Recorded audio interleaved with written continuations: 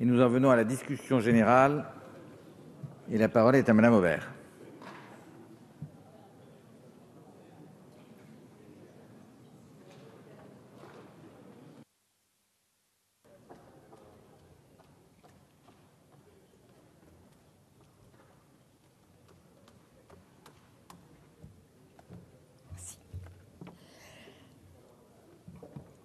C'est un bizutage comme un autre.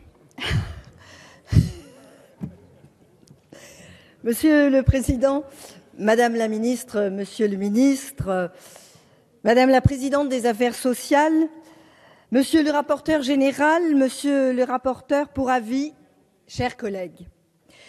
Dans cette situation économique difficile que nous rencontrons, nous devons nous attacher à relever les finances publiques et combler du mieux possible nos déficits.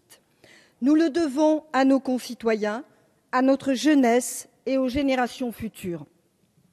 Toutefois, on ne peut ignorer que s'attacher à l'organisation de finances saines peut engendrer, pour certaines catégories professionnelles de notre pays, des situations complexes et délicates.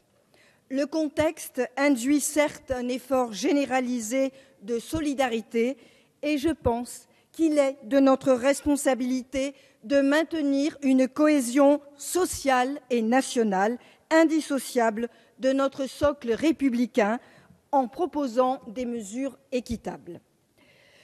Avec le projet de loi de financement rectificative présenté en Conseil des ministres du 11 juin dernier, ce projet de loi de finances rectificative de la sécurité sociale que nous étudions au sein de l'hémicycle s'inscrit dans le cadre de la mise en œuvre des premières mesures du pacte de responsabilité et de solidarité. Ces mesures doivent comporter notamment des baisses ciblées de prélèvements, voire des exonérations en faveur des ménages et catégories sociales les plus modestes et des entreprises. Comme vous avez pu le souligner, Madame la Ministre, notamment en commission et ici même, quand la gauche a pris les responsabilités au gouvernement en 2012, le déficit du régime général et du Fonds de solidarité vieillesse atteignait près de 21 milliards d'euros. Pour rappel, en 2013, il a été réduit à 15,4 milliards. Avant la fin de cette année, il devrait être encore revu à la baisse. Il est estimé à 13,3 milliards.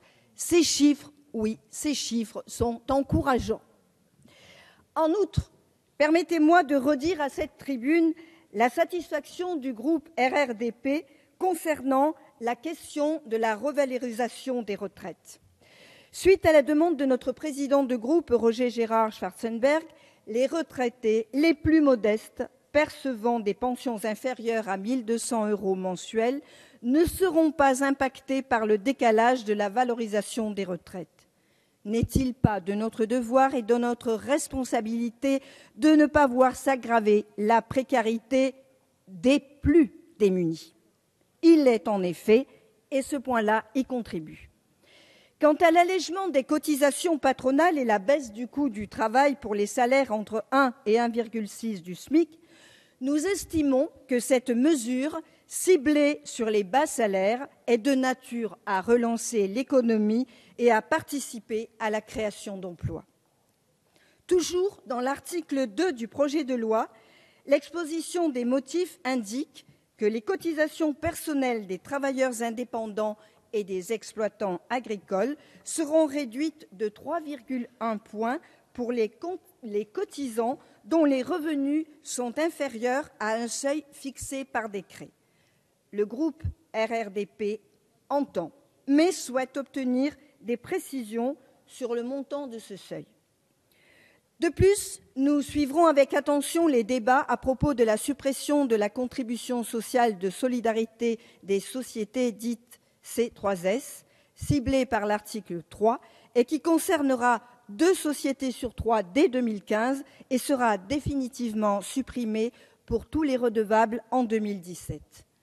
Une disposition qui pourrait remplir son projet de favoriser la compétitivité des entreprises en privilégiant à la fois la baisse de charges sur la production et la prise en compte d'un marché concurrentiel international. J'entends les revendications des uns et des autres au sujet de la suppression de la C3S. Chacun a certes des arguments qui lui semblent justifiés. Les débats sauront nous éclairer. Les économies sur l'Ondam portent pour un tiers sur l'hôpital et pour 2 tiers sur les dépenses de soins de ville, à savoir principalement les médicaments et indemnités journalières. Je tiens ici à souligner les efforts fructueux réalisés à propos de la réduction de l'Ondam. Il s'agit d'un point positif, extrêmement positif. Enfin, j'aimerais attirer l'attention sur la question du gel des prestations sociales. Ainsi que l'a indiqué le Conseil d'État, les gels qui ne concerneraient que l'année 2015 et qui ne seraient pas pérennes ne peuvent être inscrits dans un PLFSS rectificatif. Ceci relevant en effet d'une question d'ordre technique et non constitutionnel. Mais je ne doute pas que le gel des prestations sociales ne revienne dans les débats prochainement, et si des amendements sont proposés, il nous faudra, là encore, nous montrer très attentifs à ce que ne soient pas pénalisés les plus modestes, les plus fragiles. Notre groupe y veillera afin que soit conduite une politique sociale et solidaire qui prévoit que les efforts demandés soient répartis de la façon la plus équitable possible. Je me félicite quant à l'adoption en commission d'un avenant émis par notre groupe et portant sur un article additionnel. En effet, l'article 56 de la loi 2013-1203 du 23 décembre 2013 de financement de la sécurité sociale pour 2014 organise un dispositif de mise en concurrence visant à sélectionner des contrats proposés par des organismes complémentaires de santé, à savoir des mutuelles, instituts de prévoyance ou autres compagnies d'assurance, ce qui aura pour effet de donner le droit à l'utilisation de l'aide à la complémentaire santé. Notre amendement précité vise à exclure de ce dispositif les contrats complémentaires de santé qui nous apparaissent revêtir un caractère discriminant et exclusif en ce qu'ils imposent des limites d'accès, notamment liées à l'âge. Je pense que tout motif d'exclusion, en partie ceux inhérents à l'âge, doit être rejeté. Je tiens à saluer et remercier tout particulièrement Madame la présidente des Affaires sociales et Messieurs les rapporteurs. Pour conclure, Madame la ministre, Messieurs les rapporteurs, je réitère la volonté du groupe des radicaux de gauche et apparentés d'être particulièrement vigilant à l'évolution des débats et autres discussions d'amendements qui ne vont pas manquer de suivre. Je vous remercie.